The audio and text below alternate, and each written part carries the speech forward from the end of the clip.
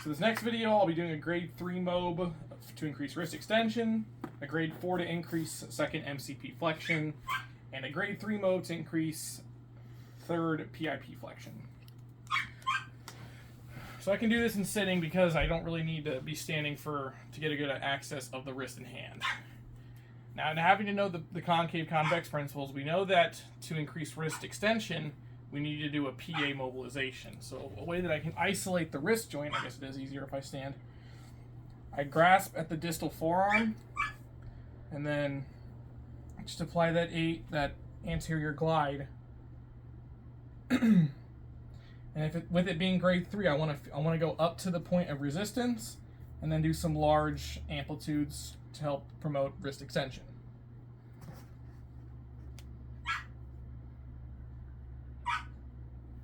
Okay. Now for MCP and PIP, the concave convex rule implies that it's the same direction. So to increase finger flexion, I would also do a PA glide, but targeting flexion over extension.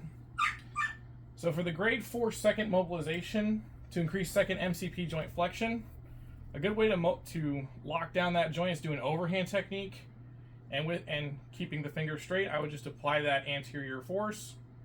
And with it being grade 4, I want my resistance to be up to or even into the tissue resistance.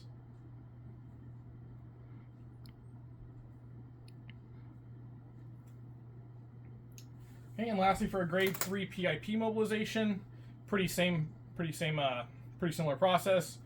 Locking down that third digit, keeping the PIP stable, and I just apply the anterior glide to increase PIP flexion for the patient's third digit.